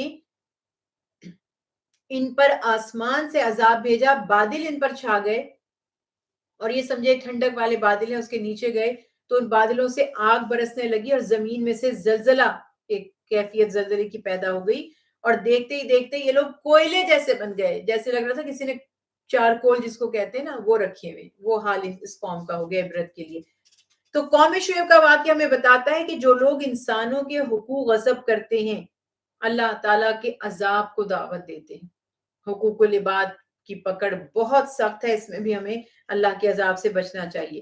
تو سورت کی ابتدا بھی قرآن عظیم کے ذکر سے ہوئی تھی، اسی طرح سورت کے اختتام پر بھی قرآن کریم کے حوالے سے مشرکین کے باطل اعتراضات کا اللہ سبحانہ و تعالیٰ نے تذکرہ فرمائے، اور آیات کے آخر میں مومنین صالحین کو ایکسیپشنل وہ بتاتے ہوئے بتایا کہ شعراء کی گمراہی اور بیرا روی اور جھوٹ، یعنی شاعروں کا جو کلام ہے اس میں زیادہ تر جھوٹ ہے. دیکھیں ایگزیجریٹ کتنا کرتے.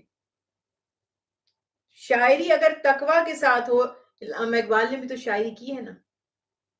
یعنی میں کہتی ہوں کہ مجھے کوئی عالم ایسا نظر نہیں آتا جو فلسفہ اقبال کا تھا، جو دور اندیشی تھی، جو معاملہ فہمی تھی، جو امت کا درد تھا، جو اصلاح کی تڑپ تھی، وہ بھی تو شاعری تھی.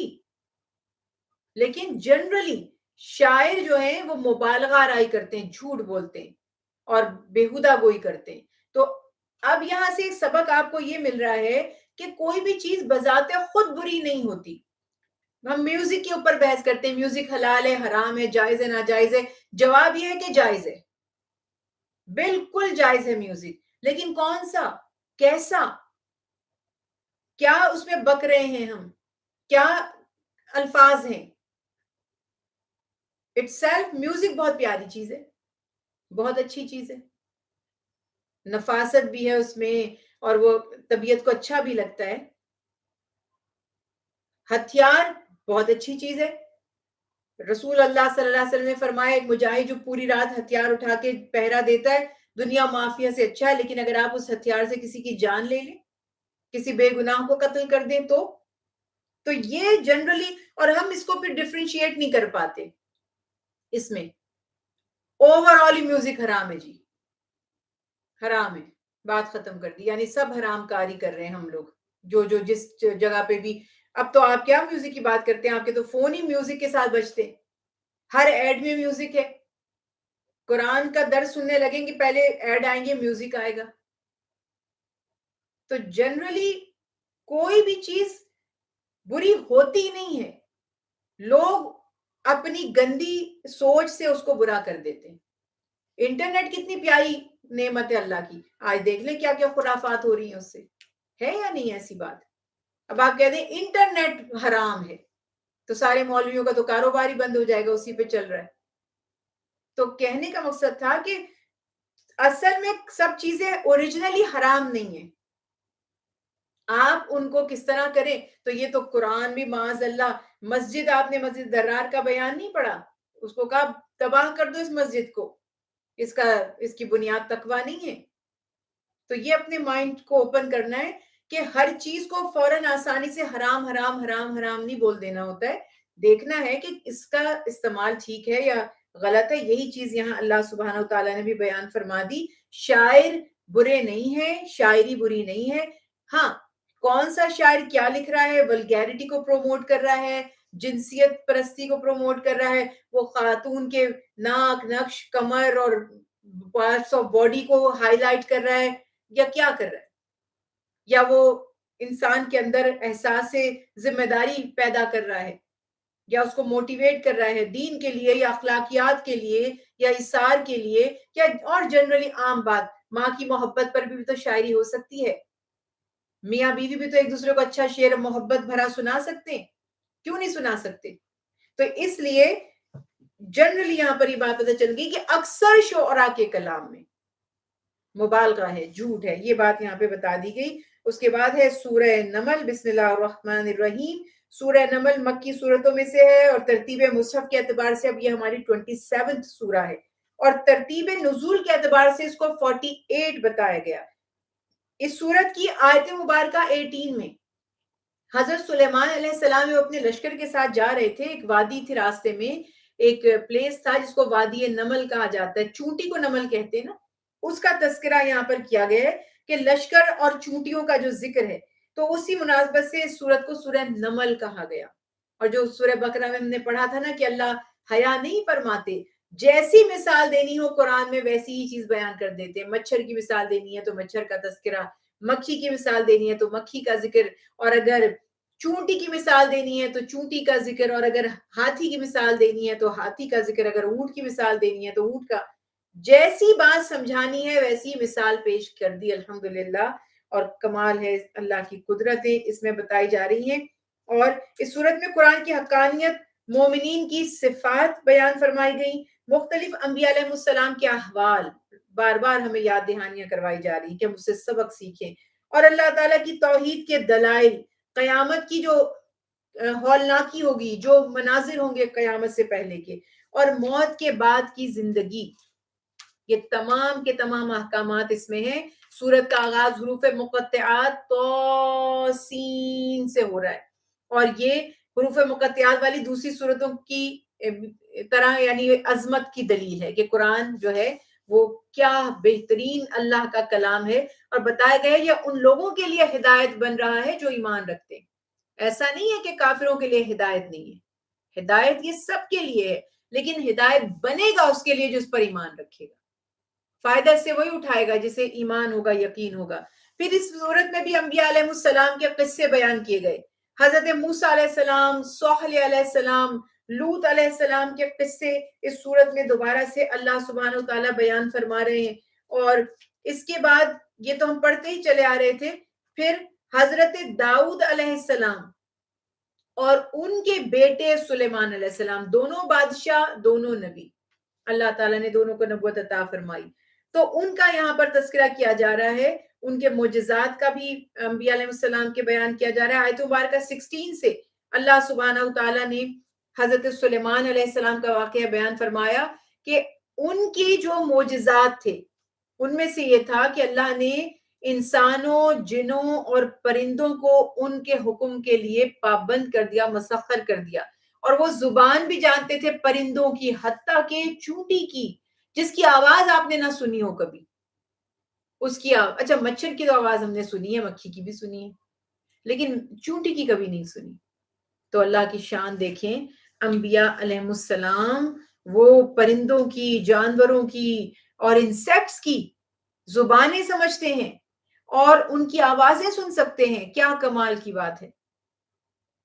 حیران ہوں میں کہ جو اس دور میں لوگ ہوتے تھے وہ کیسے نہ یقین کریں کہ یہ اللہ کے نبی ہیں. کتنی خوبصورت صفات ان میں ہوتی تھی، اور سارے ان کے حالات بیان کیے جا رہے. پھر حضرت سلیمان علیہ السلام جو اپنے لشکر کے ساتھ ایک دن تشریف لے جا رہے تھے، اس کا تذکرہ یہاں پر کیا جا رہا ہے کہ اللہ تعالیٰ ارشاد فرماتے ہیں کہ آپ کا گزر چونٹیوں کی وادی پر ہوا، تو چونٹیوں کی ملکہ نے اپنی رعایا سے کہا کہ اپنے بلوں میں گھس جاؤ، کہیں سلیمان علیہ السلام کا لشکر تمہیں کچل نہ ڈالے۔ اور سلیمان علیہ السلام جانوروں کی بولیاں جانتے تھے۔ یہ سن کر اللہ تعالیٰ سے التجا کی، اے میرے رب، آپ نے مجھ پر اور میرے والدین پر جو بے پایاں نعمت انعام کی ہیں اور اپنی رحمت عطا کی ہے، مجھے اپنے نیکوکاروں بندوں میں شامل فرمائیے۔ ذرا غور کیجئے، جو سلیمان علیہ السلام کو مقام اور مرتبہ دیا وہ تو ہے، ذرا اس پہ غور کیجئے کہ چونٹیوں کی ملکہ، یعنی چونٹیوں کا بھی پورا سسٹم ہے۔ ہم اپنے آپ کو بڑی عقل مند مخلوق سمجھتے ہیں انسان، ان کی لیڈر ہے، ملکہ ہے، اس کی ذمہ داری ہے پروٹیکٹ کرنا اپنے گروپ کو، اپنی چونٹیوں کی پوری جماعت ہے ان کو لیڈ کرنا، وہ ان کو نقصان میں مبتلا نہیں کرے گی، اپنی ذمہ داری پوری کر رہی ہے۔ اور کہہ کیا رہی ہے؟ جلدی سے بلوں میں داخل ہو جاؤ۔ ظاہر ہے وہ جا رہی ہیں، راستے سے گزر رہی ہیں، اور کہہ کیا رہی ہیں؟ سلیمان اور ان کا لشکر بے خبری میں کچل نہ ڈالے۔ اللہ اکبر! چونٹی کو بھی پتا ہے یہ سلیمان ہے، اور یہ بھی پتا ہے کہ وہ جان بوجھ کر نہیں کریں گے ایسا بے خبری میں، کہ وہ رحم دل ہیں، وہ کچلیں گے نہیں ہمیں۔ لیکن ظاہر ہے کہ ہم چھوٹی چھوٹی مخلوق ہیں، خبر نہیں ہوگی اور لشکر کچلا جائے گا۔ 3 مائلز کے اوپر سے، 3 میل سے سلیمان علیہ السلام یہ بات سنتے ہیں، اللہ اکبر، اور مسکراتے ہیں اور اللہ تعالیٰ کا شکر ادا کیا، مسکرائے اور اللہ کا شکر ادا کیا کہ آپ نے مجھے بے پناہ نعمتیں عطا فرمائی ہیں، یعنی جن میں سے یہ حیوانوں کی، پرندوں کی، ان چونٹیوں کی بات کو سننا، ان کی بولی کو سمجھنا، یہ بھی ایک ہے۔ سبحان اللہ!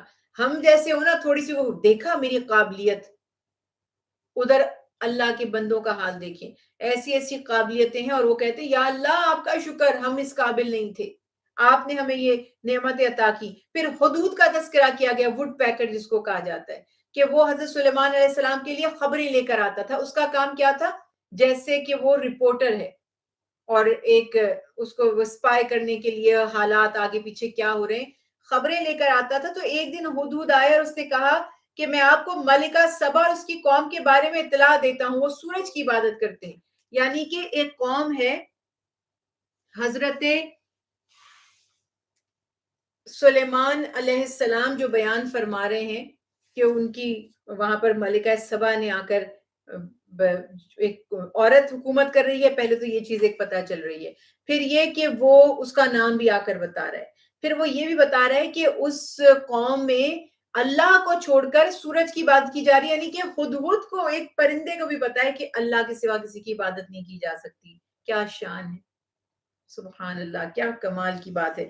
تو یہ پوری باتیں یہاں پر بیان کی جا رہی ہیں، پھر وہ پورے واقعات بیان کیے گئے کہ سلیمان علیہ السلام نے پھر اس ملکہ کو خط بھیجا، اور جس کا عنوان یہ تھا، یہ خط سلیمان کی طرف سے ہے، بسم اللہ الرحمن الرحیم، تمہارے لیے پیغام ہے کہ سرکشی چھوڑ دو اور میرے اطاعت گزار بن کر چلے آؤ۔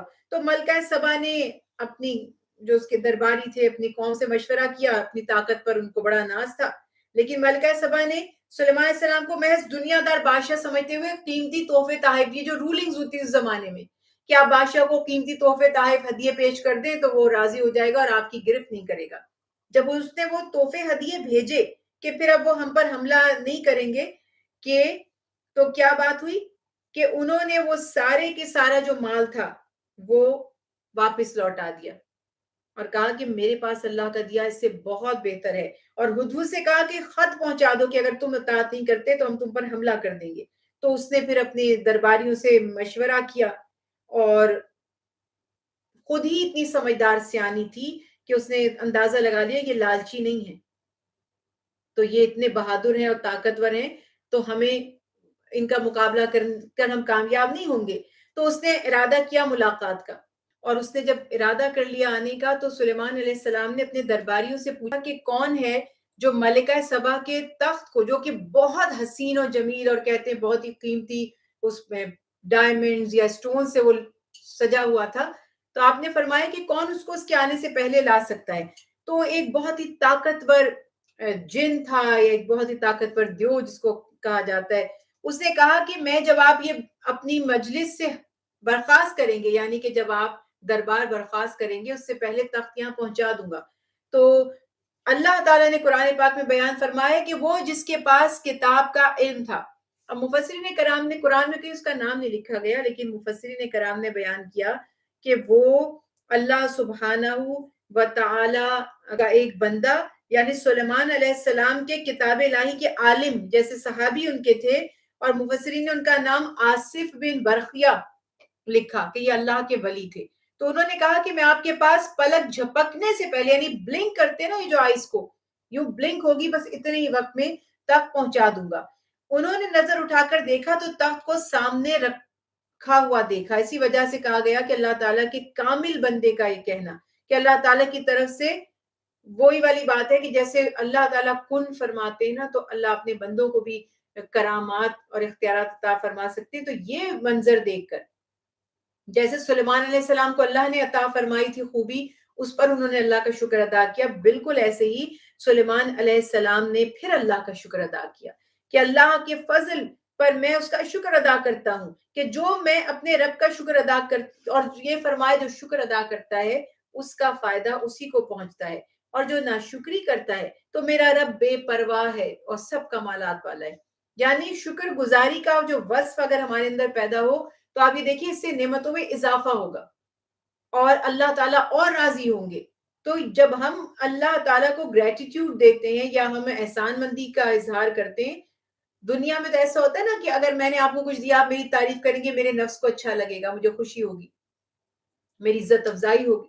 اللہ کو تو کسی چیز کی ضرورت نہیں ہے، وہ تو اس سے بالکل بے نیاز ہے، وہ تو ساری کائنات کا خالق اور مالک ہے. تو ہماری تعریفوں سے اس کو کیا فائدہ پہنچتا ہے؟ سوچنے کی بات ہے. لیکن اس سے الٹا بلکہ اللہ تعالیٰ فرماتے ہیں تمہارا ہی بھلا ہوگا، تمہارے ہی رزق میں برکت ہوگی. اللہ فرماتے ہیں وَإِن شَكَرْتُمْ لَأَزِيدَنَّكُمْ، اگر تم شکر گزاری کرو گے میں تمہاری نعمتیں دگنی تگنی بڑھا دوں گا. اور اگر ناشکری کرو گے، ناشکری ریورس کر دیتی ہے نعمتوں کو، نعمتوں کا زوال ہونا شروع ہو جاتا ہے. یعنی ہم جو چیزیں ہمارے پاس ہیں اس پہ شکر نہیں کرتے، اور جو نہیں ہے اس پر ناشکری اور مایوسی کا اظہار کرتے ہیں، شکایتیں کرتے ہیں، تو جو ہیں ان کا بھی زوال شروع ہو سکتا ہے.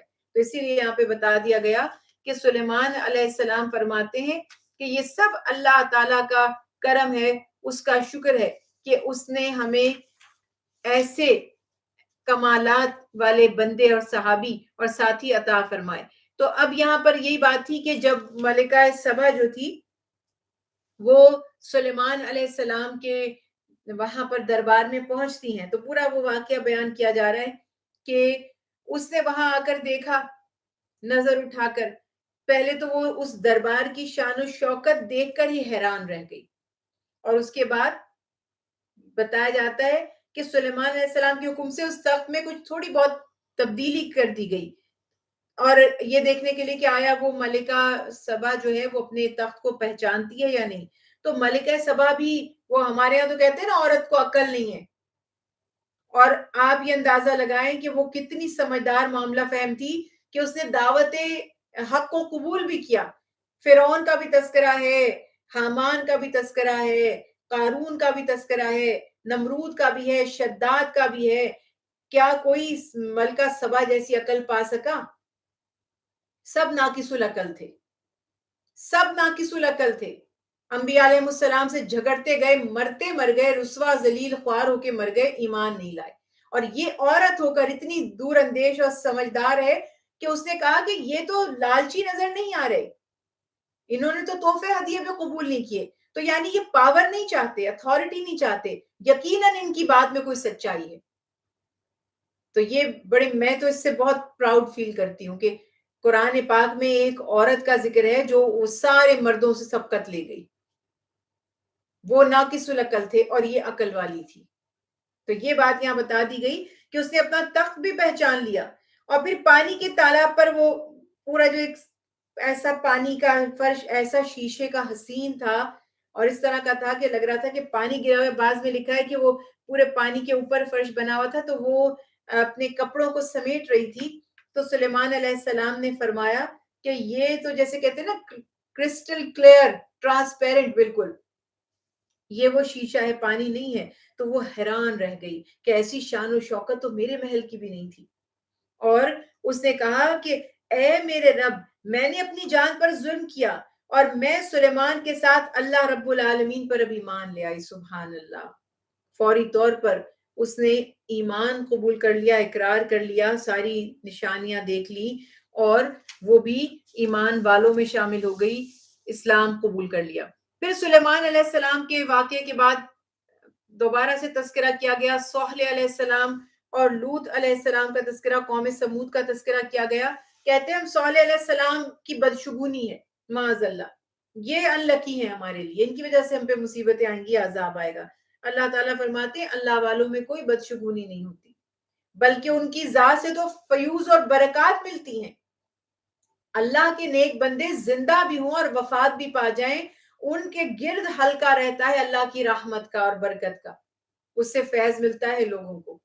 تو یہ بات یہاں بتا دی گئی کہ حضرت صالح علیہ السلام اللہ کے نبی ہیں، ان سے کسی بدشگونی یا معاذ اللہ نحوست کا کوئی امکان نہیں ہو سکتا، بلکہ یہ نحوست فرمایا تمہارے اعمال کی وجہ سے ہے، تم ہی نحوست اور مبارکی خود ہی ہو، اور تم فتنے میں مبتلا لوگ ہو۔ نحوست کسی چیز میں نہیں ہوتی، نحوست ہمارے اعمال میں ہوتی ہے، ہمارے عقیدے میں ہوتی ہے، ہماری نیتوں میں ہوتی ہے۔ آپ کہتے ہیں نا یہ چیز منحوس ہے، یہ بندہ معاذ اللہ نعوذ باللہ، نہیں۔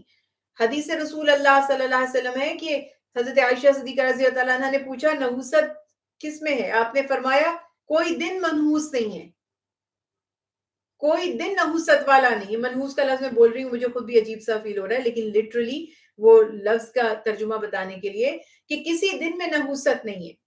نحوست اس دن میں ہے جس دن ہمارا اعمال نامہ اٹھایا جائے اور اس میں کوئی خیر اوپر نہ جائے۔ تو یہ پتا چلا میں اور آپ جتنا زیادہ نیکی کی ہمیں توفیق ملے گی، سمجھیے وہ دن ہمارا اتنا لکی ڈے ہے۔ ہم تو کہتے ہیں نا لاٹری نکل آئی، کوئی گفٹ مل گیا، کوئی پوسٹ مل گئی، پروموشن ہو گیا، آج میرا لکی ڈے تھا۔ لکی ڈے آپ کا وہ ہے جس دن آپ کو اللہ کی طرف سے کوئی کار خیر کی توفیق ہو گئی، کسی نیکی کے عمل کی رغبت ہو گئی، توفیق ہو گئی، اور وہی اللہ کے مبارک دن ہے، اسی کو مبارک کہتے ہیں۔ تو اللہ سبحانہ وتعالی ارشاد فرماتے ہیں کہ تم یہ جو قوم صالح علیہ السلام سے کہ نحوست تمہاری وجہ سے ہے، تمہارے اعمال کی وجہ سے۔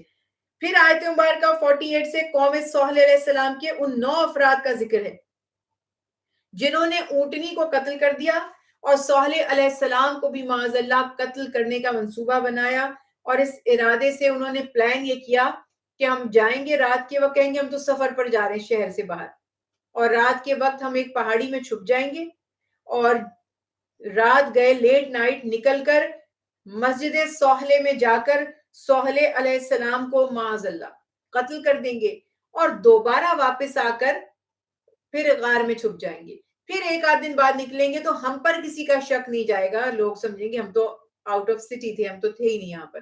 میرے رب کی شان دیکھیں، کہتے ہیں نا وَمَكَرُوا وَمَكَرَ اللَّهُ وَاللَّهُ خَيْرُ الْمَاكِرِينَ، انہوں نے اپنی مکر کی چالیں چلی، اللہ نے اپنی تدبیر فرمائی، اور سب سے بہترین تدبیر فرمانے والا خود اللہ سبحانہ وتعالی ہے۔ تو کیا ہوا کہ وہ جو 9 کے 9 افراد پہاڑی میں چھپے تھے نا، وہ پتھر ہی ان کے اوپر گر گیا اور وہی کچل کر مارے گئے۔ تو پھر وہی والی بات ہمیں پتہ چلی کہ جو داعی حق ہیں، حق کا کام کرنے والے، حق پر بلانے والے، اللہ کے دین کی دعوت دینے والے، اللہ ان کا حامی و ناصر ہوتا ہے، اور پھر وہ انبیاء ہوں تو کیا کہنا ہے۔ انبیاء کی حفاظت کی ذمہ داری اللہ تعالیٰ کی ہے، اللہ تعالیٰ خود اپنے نبیوں کی حفاظت فرماتے ہیں، اور جو جو ان کے قتل کی سازشیں کرتے ہیں وہ رسوا ہوتے ہیں، اور انہی پر وہ مصیبتیں انہی پر اللہ کی طرف سے آ جاتی ہیں۔ اور پھر آیت مبارکہ 54 سے پھر ایک بار قوم لوط کے جو انجام تھا، جو ان کی برائیاں تھیں، وہ تذکرہ کیا جا رہا ہے کہ قوم لوط جو تھی ان کی آنکھوں کے سامنے اندھیرا چھا گیا اور ان کے دل تاریک ہو گئے، اور وہ جانوروں سے بھی بدتر ہو گئے، یعنی دنیا کی بدترین بدکاری کو اچھا سمجھنے لگے، اور جو بھی ان کو اس سے منع کرتا تھا تو وہ اس کو برا بھلا کہا کرتے تھے اور کہتے تھے کہ اس کی معاذ اللہ اس کی نحوست جو ہے، نجاست ہے، وہ ہمیں اس سے نقصان پہنچتا ہے۔ اور اسی طرح سے بیان یہاں پر کیا جا رہا ہے کہ اللہ سبحانہ و تعالیٰ ارشاد فرماتے ہیں، ایسے ہی اللہ تعالیٰ اپنی آیتیں کھول کھول کر بیان کرتا ہے تاکہ ہم اس سے سبق حاصل کریں، نصیحت حاصل کریں۔ اور اللہ تعالیٰ نے ہمیں پچھلی قوموں کے حالات بھی بتا دیے کہ جس قوم نے بھی نافرمانی کی، سرکشی کی، حقوق العباد میں تجاوز کی، دیکھیے مال دولت، یہ نفسانی خواہشات، یہ سب ایک لمٹ ان کی شریعت نے ایک قید مقرر کر دی ہے، ایک حد ہے۔ اس سے جب کوئی آؤٹ ہوگا حد سے تو آپ سمجھ سکتے ہیں کہ جو پٹری ٹریک سے ہٹتی ہے تو وہ برباد ہی ہوتی ہے، اس کا اور مقدر کچھ بھی نہیں ہوتا۔ تو اسی طرح سے بتا دیا گیا کہ یہ ہر دور میں یہ معاملات رہیں گے، اور اس زمانے میں بھی وہ قوم لوط اپنے آپ کو روشن خیال سمجھ رہے تھے، بہت ہی ماڈرن سمجھ رہے تھے کہ ماڈرن ہیں ہم، اور جو ان کو سمجھاتے تھے ان کو وہ بیکورڈ لگتے تھے۔ آج بھی ہم اسی سچویشن سے گزر رہے ہیں، آرتھوڈاکس ہیں ہم، بیکورڈ ہیں، یہ ہے وہ معاملات ہیں سب۔ تو اللہ تعالیٰ ارشاد فرماتے ہیں کہ برائی کا ساتھ دینے والوں کو ترقی پسند اور روشن خیال نہ سمجھو۔ جو برائی کا ساتھ بھی دیتے ہیں، جو عذاب برے لوگوں پر آئے گا وہ ان پر بھی آئے گا۔ تو جب ان کا معاملہ حد سے بڑھ گیا اور یہ کسی نصیحت کو سمجھنے اور سننے کے لیے تیار نہ ہوئے تو اللہ سبحانہ وتعالیٰ سخت ان سے ناراض ہوئے، اور اس قوم کو عذاب ایسا دیا کہ ان کے جو دھڑ تھے وہ زمین میں دھسا دیے گئے، اور مخصوص پتھر تھے، کنکریاں نشان زدہ تھے۔ بعض مفسرین کرام نے لکھا ہے کہ جس جس شخص پہ وہ پڑھنے ہوتے تھے اس کا نام اس پر لکھا ہوا تھا، اور وہ پتھر ان کے اوپر آ کر گرے، پتھروں کی بارش ہوئی، اور ان کو عبرت کا وہ جو اسٹوننگ کی سزا ہے نا، وہ یہ ان کے لیے تھی۔ اس کا کانسیپٹ یہ تھا کہ عبرت بنا دو لوگوں کے لیے کہ وہ اس طرح کی بدی سے، برائی سے باز رہ سکیں۔ وما علینا الا البلاغ المبین۔ اللہ سے دعا ہے جو کچھ ہم نے پڑھا، جو سنا، اللہ سبحانہ وتعالیٰ اسے اپنی بارگاہ میں قبول و منظور فرمائے، اس پر غور و فکر کرنے، اس پر عمل کرنے کی توفیق عطا فرمائے، اپنے تمام احکامات پر صدق کے دل سے ہمیں عمل کرنے کی توفیق اور آسانی عطا فرمائے۔ السلام علیکم ورحمۃ اللہ وبرکاتہ۔